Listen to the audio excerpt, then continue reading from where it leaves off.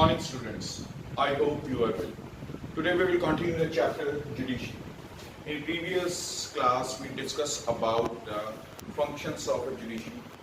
What should we make the judiciary? It should be as a independent. The role of a judiciary as a independent. And the third one we began as the structure of the courts. In structure we discuss about the Supreme Court. So there are three levels of the courts are there. In structure of courts, there are three levels of courts. Supreme Court, as we discussed in our previous class. Next is the High Courts. Then afterwards the subordinate courts. Clear? Today we will continue from the High Courts. Clear? Is that clear? So let's continue the High Courts. High Courts.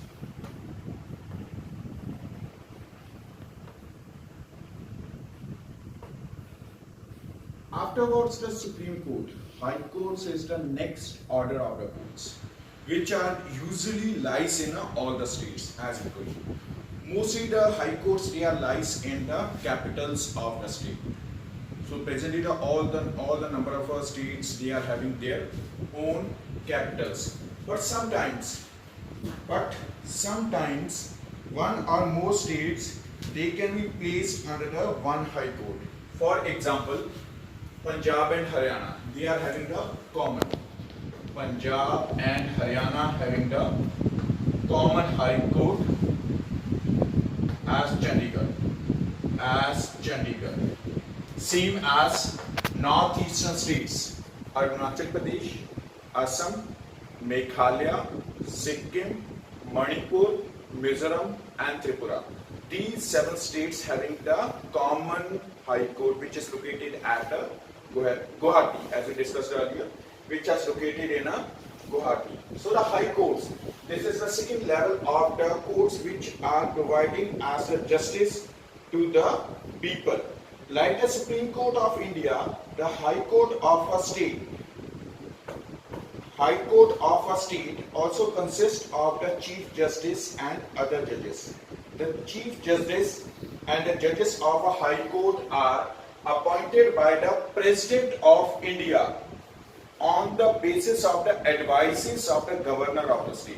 Governor of a state with support of a Chief Justice of Supreme Court, President of India, it appointed the Chief Justice of High Court and the other judges. Is that clear? Other judges of the High Court, these are the appointed by the President with support of Governor of State and Chief Justice of India. So the judges of the High Court, they are retired at the age of 62 years. At the age of 62 years.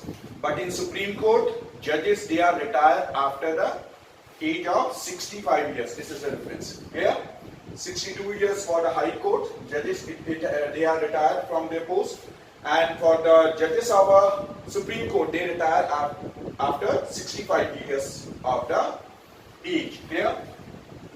So next part is the jurisdiction. Functions of High Court. Functions or powers of High Court. High Courts they are generally having the 2 types of jurisdiction.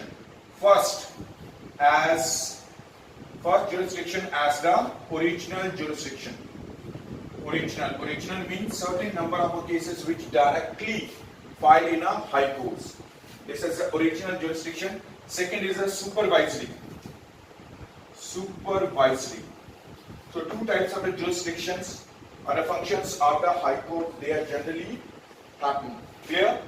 So first is the original jurisdiction. Original jurisdiction.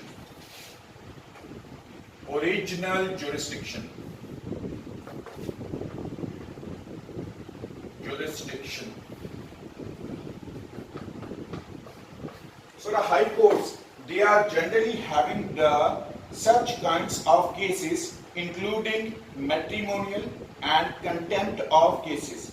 It can also give verdicts on the election petitions and disputes arising from the violation of the fundamental rights. While the violation of fundamental rights of the citizens, when the disputes are arise, these matters directly filed in a high court. Clear? Next are they also supervise the supervisory jurisdiction. This is the one. Second one is a supervisory jurisdiction. Supervisory jurisdiction.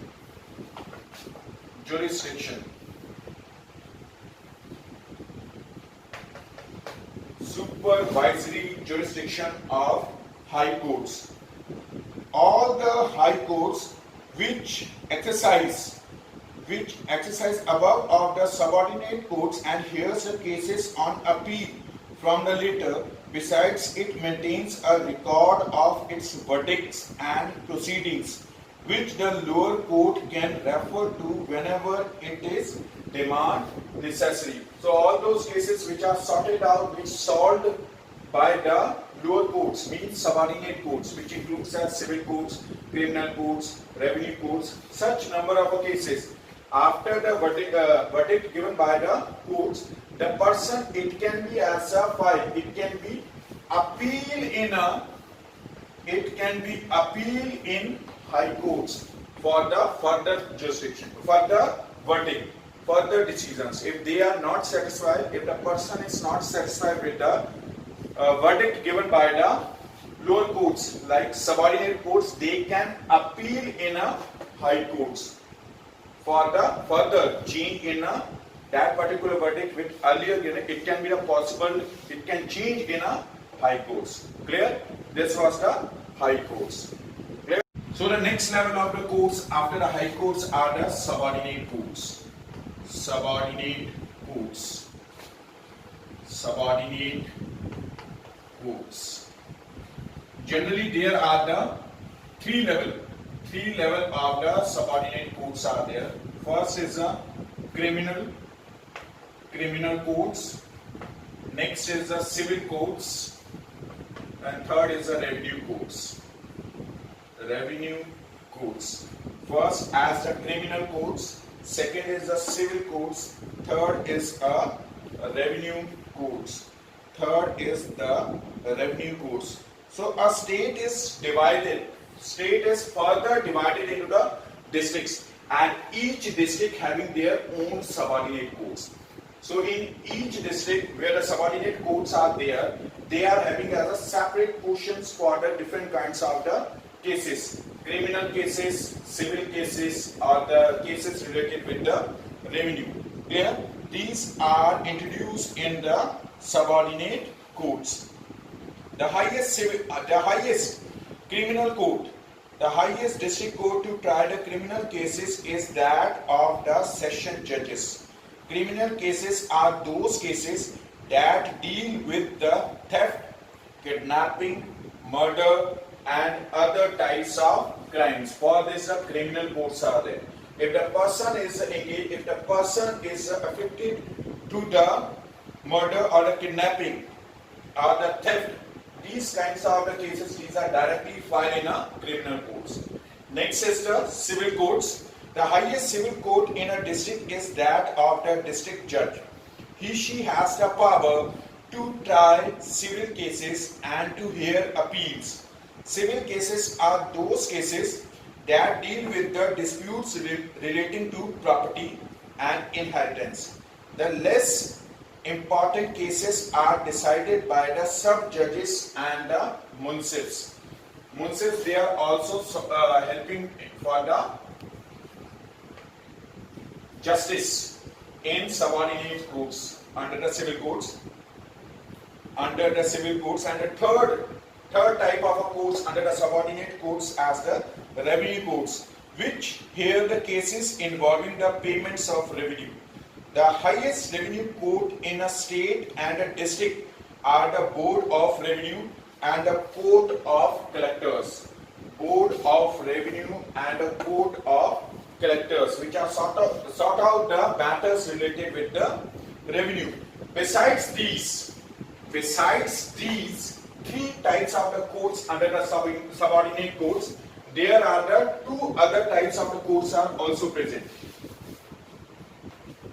Bodies of a justice are there. These are Nyay Panchayat,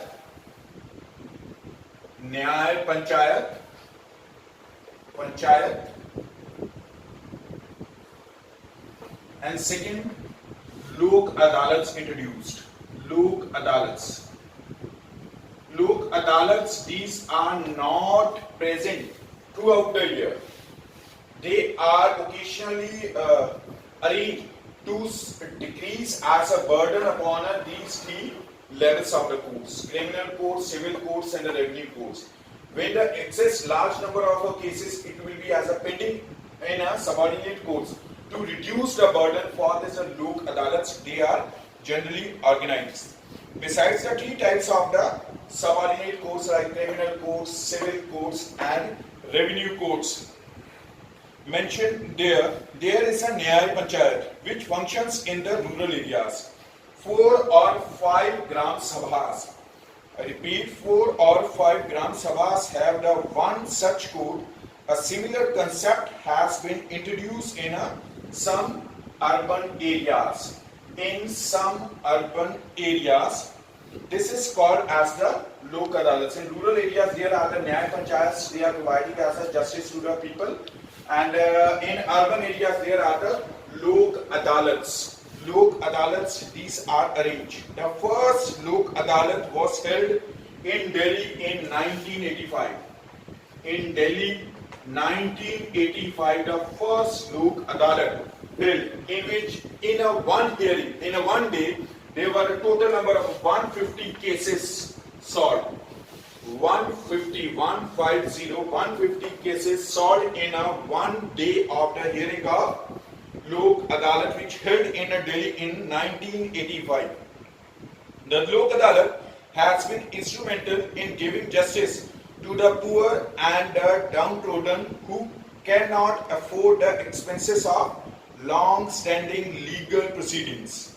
Besides, they have also lightened the burden of the other courts. That burden of cases which are pending in a criminal, civil, and revenue courts since last a longer duration of time, 10, 20 years, more than 20 years. A large number of cases are still pending.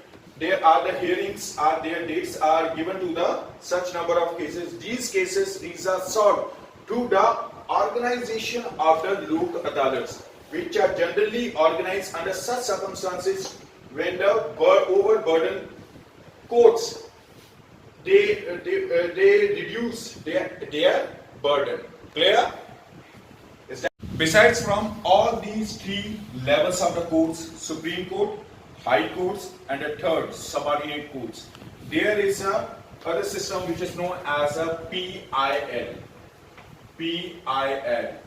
PIL stands for Public Interest Litigation. This is the newer concept of the courts, public interest litigations. Before of this, the public interest litigations, the high courts, all those high courts which are the highest court in our state. The idea of a high courts introduced by the Britishers in 1862. In 1862, when the first three high courts were set up in our presidencies. Three important those cities which were developed by the Britishers as their trading towns. These were Madras, which is now presently called as a Chennai. Second one is the Calcutta, which is now presently known as a Kolkata, and the third one it was a Bombay. Now presently it is known as a Mumbai.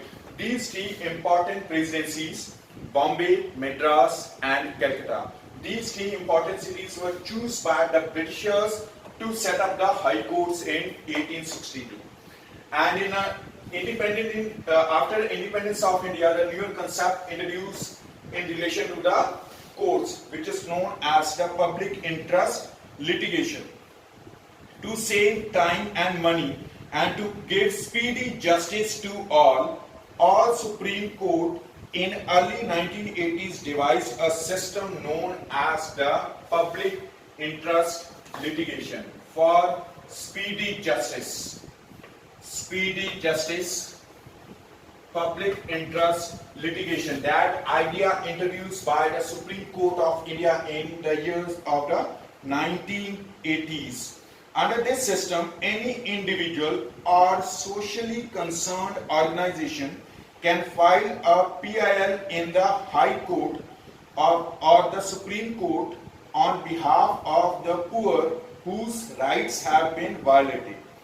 Even a postcard, a written letter, or a telegram addressed to the Supreme Court or a High Court could serve as a PIL. This kind of litigation means a legal proceeding in a court to determine and enforce the legal rights. Clear? So this kind of litigation has helped the poor to get speedy and inexpensive justice. For example, the scheme of midday meals for children in government and government-aided schools was started only after a PIL for the same was filed in the Supreme Court by an organization called the People's Union of Civil Liberties.